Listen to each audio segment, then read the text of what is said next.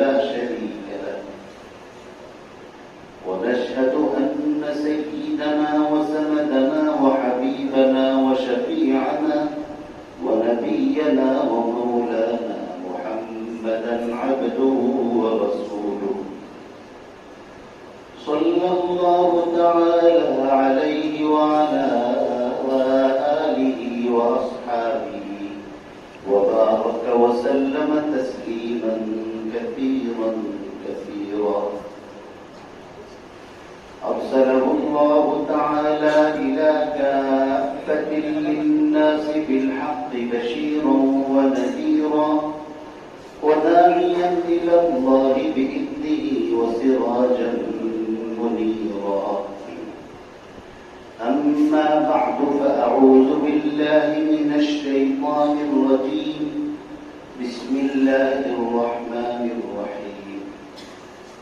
نون والقلم وما يسطرون ما أنت بنعمة ربك بمجنون وإن لك لأجرا غير ممنون وإنك لعلى خلق عظيم.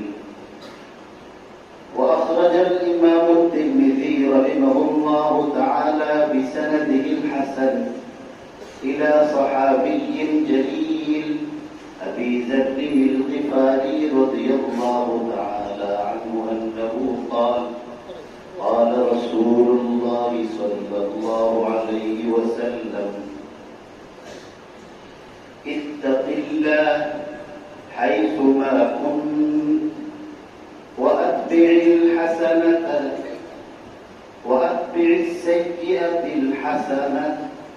وأتبع السيئة الحسنة تمحها وخالق الناس بخلق حسن أو كما قال عليه الصلاة والسلام. صدق الله مولانا العظيم وصدق رسوله النبي الأمي الكريم ونحن على ذلك لمن الشاهدين والشاكرين والحمد لله رب العالمين. معزز محترم মুরব্বিয়ান কিরাম মুসল্লিয়ান ইজাম দিন দরদি মুসলমান ভাইরা, আল্লাহ পাক রব্বুল আলামিন মেহেরবানি করে আমাকে আপনাকে আল্লাহর ঘর মসজিদে শুক্রবার দিন জুমার নামাজ আদায় করার উদ্দেশ্যে উপস্থিত হওয়ার যে তৌফিক দিয়েছেন, নিঃসন্দেহে এটি আল্লাহ পাকের পক্ষ থেকে আমাদের সকলের উপর অনেক বড় মেহেরবানি করম। এই জন্য সকলে আল্লাহর শুকরিয়া আদায় করি আলহামদুলিল্লাহ। আমি আপনাদের খিদমতে সূরাতুল কালামের প্রাথমিক ছোট ছোট কয়েকটি আয়াত এবং ইমাম তিরমিজি রাহমাতুল্লাহি আলাইহির সংকলিত সিহাহ সিত্তার অন্যতম প্রসিদ্ধ হাদিসের কিতাব তিরমিজি শরীফে বর্ণিত একটি ছোট্ট হাদিস তেলাওয়াত করেছি। ইমাম তিরমিজি রাহমাতুল্লাহি আলাইহি একটি গ্রহণযোগ্য সনদের ভিত্তিতে অবিচ্ছিন্ন সূত্র পরম্পরায় বিশিষ্ট সাহাবী হযরত আবু যর গিফারী রাদিয়াল্লাহু তাআলা আনহু সূত্রে বর্ণিত এই হাদিসটি তার বিখ্যাত হাদিস গ্রন্থ তিরমিজি শরীফে বর্ণনা করেছে। হযরত আবু যর গিফারী রাদিয়াল্লাহু তাআলা আনহু আরব দেশের শক্তিশালী বিখ্যাত ক্ষমতাবান গিফার গোত্রের অন্যতম নওজোয়ান নেতা ছিলেন। আল্লাহ তাআলা মানুষের শরীরের শক্তির মধ্যে তারতম্য করেন। সবের শরীরের শক্তি সমান হয় না, বুধ শক্তি সবার সমান না, স্মৃতি শক্তি সবার সমান হয় না। আল্লাহ তাআলা তার মধ্যে কম বেশি করেন। হযরত আবু যর গিফারী রাদিয়াল্লাহু তাআলা আনহু তার গোত্রের মধ্যে বিখ্যাত বীর পুরুষ ছিলেন। গিফার গোত্রের কাজ ছিল ওই সময়ের আন্তর্জাতিক বাণিজ্য কেন্দ্র ছিল সিরিয়া। সিরিয়ার মধ্যে বিভিন্ন অঞ্চল থেকে মানুষ মাল নেওয়ার জন্য সফর করত এবং এখান থেকে মাল বিভিন্ন অঞ্চলে নিয়ে তারা বিক্রি করত। তো বাণিজ্য কেন্দ্র হিসাবে সারা পৃথিবী থেকে তখন কম বেশি লোকজন আসা যাওয়া করত। আর গিফার গোত্রের কাজ ছিল ওই বণিকদের কাফেলার মধ্যে অতর্কিত আক্রমণ করে তাদের জানমাল লুট করা। একটা তস্কর ডাকু ফ্যামিলির লোক ছিলেন, ওনার নাম ছিল জুনদুব ইবনে জুনাদা। ডাকাতি করতেন এটা গোত্রীয় পেশা হিসাবে, কিন্তু অনেক খারাপ মানুষের মধ্যেও ভালো গুণ থাকে। পৃথিবীর আলো বাতাস দেখার আগে সে দেখছে তার পুত্রের মধ্যে লোকেরা ডাকাতি করে, মানুষের উপর অতর্কিত আক্রমণ করে, লুটতরাজ করে। এই শিশুর তো বোঝা সম্ভব না যে এই কাজটা খারাপ না মন্দ। সে ভাবে যে তার পুত্রের সবাইকে যখন এমন দেখে তো সে ভাবতে থাকে পৃথিবীতে চলতে গেলে মনে হয় এইভাবেই চলতে হবে। কিন্তু নির্দিষ্ট একটা সময় যখন পার হয়, মানুষ যখন বুধ সম্পন্ন হয়, সাবালক হয়, ভালো মন্দ তারতম্য করার বয়স যখন হয়, এরপরেও যদি সে কাজ করে তাহলে আল্লাহ পাক রব্বুল আলামিনের দরবারে তার বিচারের সম্মুখীন হওয়াটা খুবই স্বাভাবিক। হযরত আবু যর গিফারী রাদিয়াল্লাহু তাআলা আনহু ওনার গোত্রীয় পেশা হিসেবে ডাকাতি করতেন, কিন্তু এর মধ্যে ওনার কোন দিলচস্পি ছিল না, শান্তি ছিল না।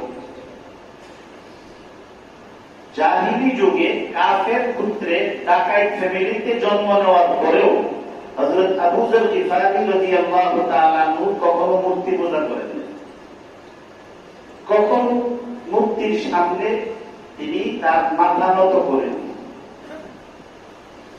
আর এই পেশাটার মধ্যে তার একটা অস্থিরতা ছিল। ওনার ছোট ভাই ছিল উনাইস। একবার তিনি শুনতে পেলেন মক্কা শরীফের মধ্যে কোন এক ব্যক্তি আল্লাহর পক্ষ থেকে প্রেরিত নবুয়তের দাবি করে আল্লাহর বাণী প্রচার করতেছে। তিনি তার ভাইকে পাঠালেন যে যাও গিয়ে খবর নিয়ে দেখো আসলে লোকটার কি হাল। তার ভাই গেলেন, ফিরে এলেন, এসে বললেন যে ইন্নাহু ইউআল্লিমু মাকারিমাল আখলাক, ইন্নাহু ইউআল্লিমু মাকারিমাল আখলাক ওয়া ইয়াকুলু কাওলান লাইসা বিশি'রিন।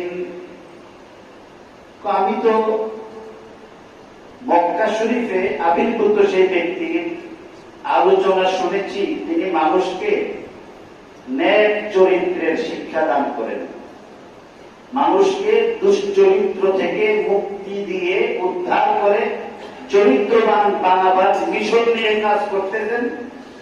আর উনি এমন কিছু কথা বলে যে কথাগুলি আমাদের আরব দেশে প্রচলিত কাব্য কবিতা। وما هو بقول شاعر قليلا ما تؤمنون ولا بقول كاهن قليلا ما تذكرون। এটা কোন জ্যোতিষী গণনা করা বক্তব্য না, কোন কবির কাব্য না।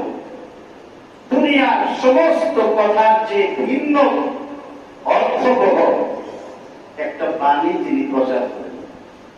আবু যর গিফারী বললেন যে আমার দিল খুশি হইল না, আমি নিজেই তার সান্নিধ্যে যেতে চাই। তিনি রওনা দিলেন এবং মক্কা শরীফের মধ্যে গিয়ে কারোর কাছে জিজ্ঞাসা না করে পড়ে রয়েছেন মসজিদে হারামের মধ্যে। উনি যখন 2-3 দিন এভাবে পার করলেন, হযরত আলী রাদিয়াল্লাহু তাআলা আনহু তাকে দেখতে পেয়ে বুঝলেন যে এই লোকটা আমাদের এলাকার লোক না, বাহির থেকে আসছে। তার চেহারার মধ্যে হেদায়েতের আলো ঝলমল করতেছে। খারাপ মানুষের চেহারা আর ভালো মানুষের চেহারা, ইমানদার ব্যক্তির চেহারা আর কাফেরের চেহারা কখনো এক হতে পারে না। মাদ্রাসার ছাত্রের চেহারা স্কুলের ছাত্রের চেহারা বলে না। আমরা তো মাদ্রাসায় পড়াই, হুজুর বলেন, আসলে তো মাস্টার। মাদ্রাসার ছাত্রদেরকে আপনি প্যান্ট শার্ট পরাইয়া দেখেন, আর স্কুলের একটা ছাত্রকে পাঞ্জাবি পরাইয়া দিয়ে তারা একত্রিত করেন। দেখবেন যে ইন্টারভিউ নিলে যে কোনো অপরিচিত ব্যক্তি পোশাকের পরিবর্তনের পরও আপনাকে বলে দিবে যে এই ছেলেটা মাদ্রাসার পড়ে আর এই ছেলেটা স্কুলে পড়ে। দুইজনের চেহারার মধ্যেই নূর আছে। নমাজি ছেলে, স্কুলে বহু ছেলে আছে, হাজারো না লক্ষ ছাত্র আছে। পোলাপান মনে করে না দাম দিতেছি, পোলাপান তো অনেক টেক না, মনে করে কি বুঝলে আপনাকে দাম দিতেছি, তোমার দাম দিলে আবার কি বাস্তবতা দিতে। একজন মানুষের ন্যায্য পাওনা থাকে, ভালো কাজ করলে তাকে উৎসাহিত করা, এটা ইসলামের বিধান। একজন আপনার উপর দয়া করছে, তাকে আপনি কি থ্যাংক ইউ বলবেন না জাযাকাল্লাহ বলবেন না, এর মানে কি দাম দিতে? আমি তো আরো মজা করে বলি, নমাজের মধ্যে দাঁড়িয়ে আমরা বলি আলহামদুলিল্লাহ রাব্বিল আলামিন, এটাও তো আল্লাহর প্রশংসা। তাহলে কি আমরা নামাজ পড়ি আল্লাহর নাম করার জন্য? নাউযুবিল্লাহি মিন যালিক, এটা আল্লাহর পাওনা। কোন ব্যক্তি যতটুকু প্রশংসা পাওয়ার দরকার ততটুকু প্রশংসা করাটা ইবাদত। আর অযাচিত প্রশংসা, আমি বলছি কিনা জানি না, আমাদের একসময় তো ভারত, পাকিস্তান, বাংলাদেশ, তারপরে ভুটান, নেপাল, মালদ্বীপ, আফগানিস্তান, শ্রীলঙ্কা, এই সবটা একটা রাষ্ট্র ছিল। এটাকে হিন্দ বলা হতো। পরে আস্তে আস্তে ভাগ হয়েছে। বাংলাদেশের জন্মের পূর্বে আইয়ুব খান তৎকালীন পূর্ব পাকিস্তানে আসছিল। তো আসার পরে তাকে একজনে মানপত্র শোনাইতেছে আর কি, রাষ্ট্রীয় গুরুত্বপূর্ণ ব্যক্তি। তো বলছে যে हजरत आप चांद हैं और हम लोग उस चांद की रोशनी, आप सूरज हैं और हम उस सूरज की शुआ, उस सूरज की शुआ है, रोशनी है। आप आसमान है और हम उस आसमान की सितारे हैं। তো জনাব, আপনি হলেন সূর্য রাষ্ট্রপ্রধান হিসেবে, আমরা হলাম সেই সূর্যের রশ্মি। আপনি হলেন পূর্ণিমার চাঁদ, আমরা হলাম সেই চাঁদের কিরণ। আপনি হলেন বিশাল আকাশ আর আমরা সেই আকাশের সৌন্দর্য তারকা। তো এই সময় বৃদ্ধ এক ব্যক্তি দাঁড়ায় অযাচিত প্রশংসা করলে খারাপ লাগে, আর এই যে ফার্ম মারতেছে, এই ফার্ম শুনতে শুনতে বিরক্ত হইয়া पूरा वृद्ध एक व्यक्ति तारा गए कहा हाँ हाँ हम लोग सब समझ गए, वो डेक है और तुम लोग उस डेक का चमचा है। तुम डेक है और वो डेक है और तुम उस डेक की चमचा है। तो এইভাবে আসমান বানাইয়া একদম তারকা রাজি হয়ে যাচ্ছে, সূর্য বানাইয়া রশ্মি হইতেছে, চাঁদ বানাইয়া কিরণ হইতেছে। এত বেশি কথা বলার কি কথা, এত বেশি না হোক। তো যাই হোক, তো হযরত আবু যর গিফারির কথা বলতে গিয়ে বললাম যে অনেক নওজোয়ান স্কুলে পড়ে, মাদ্রাসায় পড়ে না, জীবনে এক ওয়াক্ত নামাজও কাজা হয়েছে। বহু লোক আছে, এবং বহু ছাত্র তাদের এলেম আছে, স্কুলে পড়ছে, আমার মুসলিম আমি জানি, যারা জীবনে কখনো দাঁড়িয়ে খুল লাগাই। আরো কঠিন, টিপু সুলতান রহমতুল্লাহ আলীর নাম শুনছেন, মাইসুরের উনি ক্ষমতাশীল ব্যক্তি ছিলেন। টিপু সুলতান রহমতুল্লাহ আলাইহির যে ছবি পৃথিবীর মানুষ দেখছে, এটা ইংরেজদের ইতিহাস বিকৃতির অংশ। টিপু সুলতানের সুরত দিচ্ছে যে উনি মুখ এভাবে বড় করছেন, দাড়ি কামাইছেন। টিপু সুলতান জীবনে দাড়িতে ফুল লাগাইছেন। শুধু তাই নয়, টিপু সুলতানের অবস্থা হলো তিনি মাইসুর, যেটাকে আপনারা মহীশূর বলেন, এই মহীশূরে তিনি একটা মসজিদ বানিয়েছিলেন এবং বানিয়ে তিনি ওয়াদা করছিলেন মনে মনে যে আমার এই মসজিদে এমন একজন ব্যক্তিকে দিয়ে প্রথম নামাজ পড়ানো যার জিন্দেগিতে কোনো ফরজ তরক হয় নাই, ওয়াজিব তরক হয় নাই, সুন্নত তরক হয় নাই, আম মুস্তাহাব কোন ইবাদত যার তরক হয় নাই, এমনকি সাবালক হওয়ার পরে আসরের নামাজের আগে যে 4 রাকাত নফল নামাজ আছে, এই 4 রাকাত নামাজ যার জিন্দেগিতে ছুটে নাই এমন ব্যক্তি ইমামতি হবে। উনি ভাবতেন কি যে সবাই ওনার মতো মানুষ, ভালো মানুষই মনে করে অন্যদেরকে। মসজিদ বানাবার পরে যখন তিনি বললেন, তিনি ভাবছেন যে আমার তো জিন্দেগিতে এটা কাজ হয় নাই, তো রাষ্ট্রীয় এত গুরুত্বপূর্ণ দায়িত্ব পালন করতে গিয়েও যদি আমার কাজ না হয়, তো যারা আমার মতো ব্যস্ত না তাদের তো কাজ হওয়ার প্রশ্নে ওঠে না। ওনাদের জিন্দেগিতে কাজ হয় নাই, এত দায়িত্বশীল ব্যক্তি হওয়ার পরেও। আর আমাদের জিন্দেগিতে কয়বার পড়ছি এটাই বন্যা বের করা কঠিন। কতটা পার্থক্য!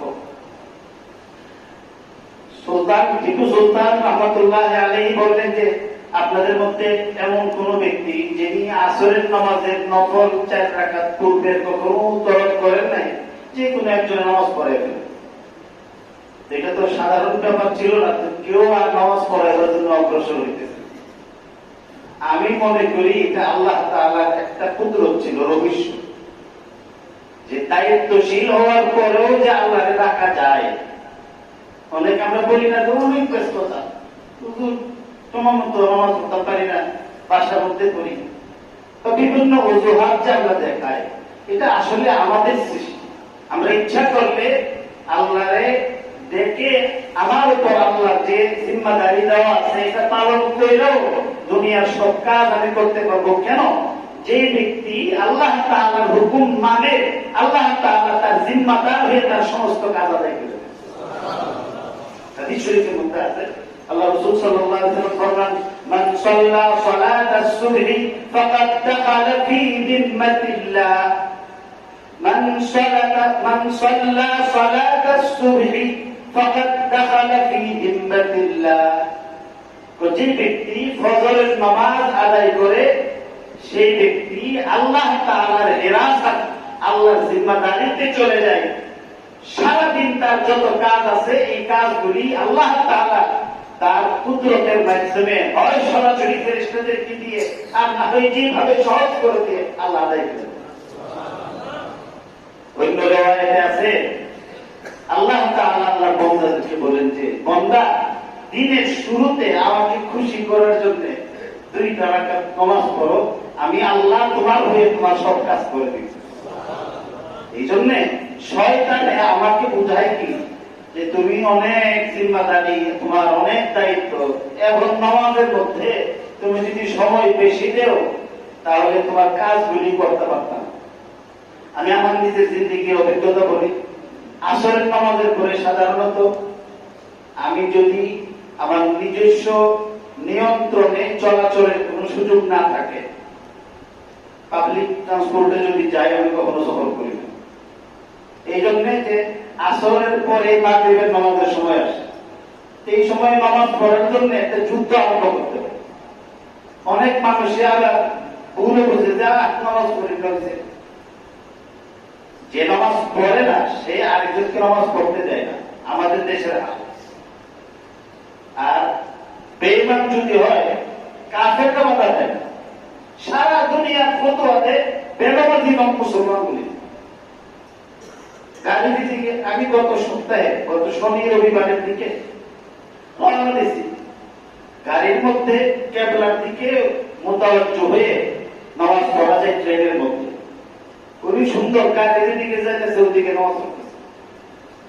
তো আমি তার কাছে কি মাসআলা বললে তো হতো, সে তো এবং কোন হাদিস নাই, ফতোয়ার কিতাব নাই যে করতে সারাটা কি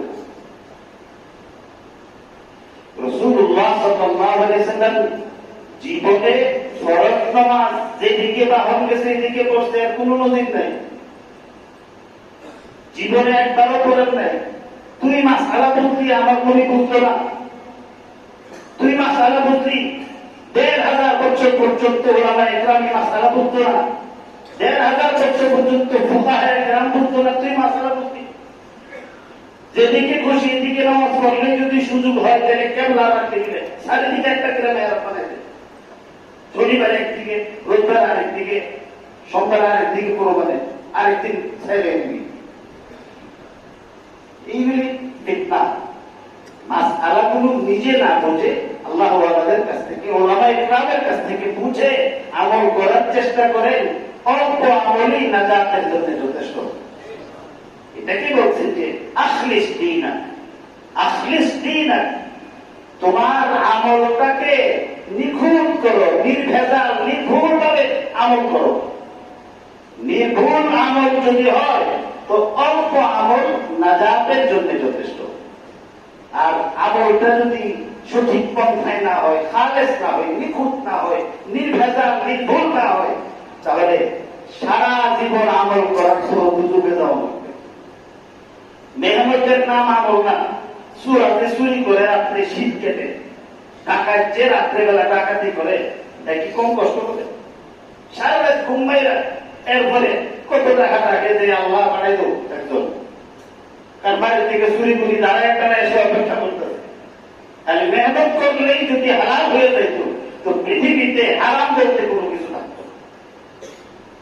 হযরত আবু যর গিফারী রাদিয়াল্লাহু তাআলা আনহু মক্কা শরীফের মধ্যে গেলেন। হযরত আলী রাদিয়াল্লাহু তাআলা আনহু দেখলেন যে লোকটা তো আসলে কেমন কেমন মনে হয়, তো জিজ্ঞাসা করলেন কোথেকে আসছো, কোথেকে। এরপরে সামনাসামনি কথা বললে তিনি অত্যাচার নির্যাতনের শিকার হবেন। তিনি ইশারা করলেন, বাড়িতে নিয়ে গেলেন, বললেন যে কেন আসছেন। হযরত আবু যর বললেন, তুমি যদি আমার সঙ্গে অঙ্গীকার করো কাউকে বলবে না তাহলে বলবো। কেন আসছেন? আমি আসছি মুহাম্মদুর রাসূলুল্লাহ সাল্লাল্লাহু আলাইহি সাল্লাম সম্পর্কে জানার জন্য। তিনি বললেন যে তিনি আল্লাহর পক্ষ থেকে প্রেরিত রাসূল। তাহলে ওনার কাছে আমাকে নিয়ে যাও। তোমাকে তো এইভাবে সরাসরি নিতে পারবো না, নিয়ে গেলে লোকজন দেখলে তোমার উপর অত্যাচার শুরু হবে। আমি সামনে হাঁটতে থাকবো, তুমি খানিকটা দূরত্ব বজায় রেখে চলতে থাকবে।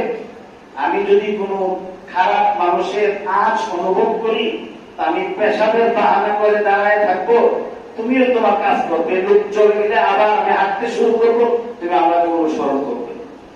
এইভাবে কৌশল করে রাসূলুল্লাহ সাল্লাল্লাহু আলাইহি ওয়াসাল্লামের দরবারে পৌঁছতেন। আল্লাহ রাসূল সাল্লাল্লাহু আলাইহি ওয়াসাল্লামের দরবারে পৌঁছার পরে মনে হলো তার সারা জিন্দেগীর পেরেশানি যা আছে সব আল্লাহ রাসূলের নূরানী চেহারায় দৃষ্টি দেওয়ার পরে দূর হয়ে গেছে। বলে যে আমাকে ইসলাম গ্রহণ করার সুযোগ দেন। রাসূলুল্লাহ সাল্লাল্লাহু আলাইহি ওয়াসাল্লাম মুসলমান কালিমা পড়ায় দিলেন। তারপরে বললেন, এবার তুমি আর এখানে অবস্থান করো না, গিফারে চলে যাও নিজের গোত্রে, সেখানে গিয়ে তুমি কাজ করো। মুসলমান হয়েছে এটা এখানে বলো না, মক্কার কাফেররা তোমার উপর জুলুম করবে। হযরত আবু যর গিফারী গিফার গোত্রের নওজোয়ান ছিলেন, শক্তিশালী ক্ষমতাবান ব্যক্তি। উনি বললেন যে ওয়াল্লাহি ওয়াল্লাযী নাফসি বিয়াদিহি والذي نفسي بيده لأصرخن بها بين ظهرانيهم والذي نفسي بيده لأصرخن بها بين ظهرانيهم يا رسول الله যে পবিত্র সত্তার হাতে আমার জান নিহিত সে আল্লাহর কসম খায় বলতেছি, আমি যখন সত্যের সন্ধান পেয়ে গেছি পৃথিবীর কাউকে পরোয়া করি না। আমি কাবা শরীফের চত্বরে গিয়ে সমস্ত কাফেরদের সামনে আমার ইসলাম গ্রহণের ঘোষণা দেব। কাবা শরীফের চত্বরে গেলেন, গিয়ে বললেন যে আশহাদু আল্লা ইলাহা ইল্লাল্লাহ ওয়া আশহাদু আন্না মুহাম্মাদার রাসূলুল্লাহ। এই কথা বলার পরে তখনও 4-5 জন মানুষ মুসলমান হয় নাই, প্রথম দিকে ইসলাম গ্রহণ করতেন। রাসূলুল্লাহ সাল্লাল্লাহু আলাইহি ওয়াসাল্লামের সাহাবী যখন এলান করতেন, মক্কার কাফেররা তার উপর একদম ঝাঁপিয়ে পড়ছে, মারা শুরু করছে, আঘাত দেওয়ার পরে এই সময় হযরত আব্বাস রাদিয়াল্লাহু তাআলা আনহু, নবীজির চাচা হযরত আব্বাস সামনে ছিলেন। তিনি হযরত আবু যর গিফারীর উপরে গিয়ে পড়ে গেছেন, আর উপরে পরে বললেন যে হে মক্কার অধিবাসীরা, জানো সে কিন্তু জুনদুব ইবনে জুনাদা, গিফার গোত্রের লোক। আজকে তার উপর আক্রমণ করছো, কালকেই তোমাদের মক্কা শরীফ থেকে বের হওয়ার সব রাস্তা বন্ধ করে দেবে। তার উপর আঘাত করার আগে চিন্তা করো, ব্যবসা বাণিজ্য কইরা ঠেঙ্গের উপর ঠেং বিল্লা খাইতে পারতাম।